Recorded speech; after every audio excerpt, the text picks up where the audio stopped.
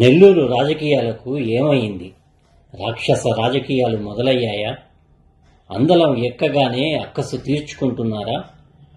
నెల్లూరులోని ఒక ప్రముఖ నాయకుని కొడుకు కారు తిరుపతి నుంచి నెల్లూరు రహదారిపై వెళ్తోండగా ఒక గుర్తు తెలియని వాహనం డైరెక్ట్గా వచ్చి యాక్సిడెంట్ చేసి దర్జాగా వెళ్ళిపోయింది.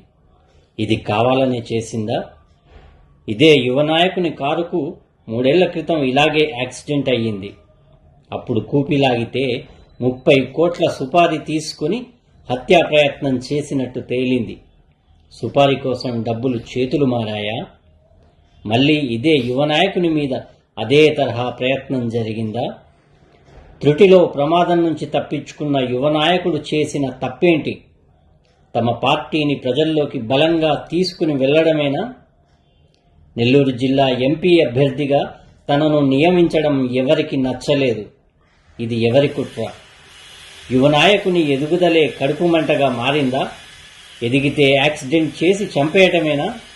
ఇవేం రాజకీయాలు? రాజకీయాలు అంటే హత్యలు చేయడమేనా?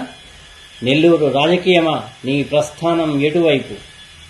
నెల్లూరు రాజకీయాలు నెత్తుటి సిరాతో రాస్తోంది ఎవరు? Please like, share, subscribe and comment G3 Media.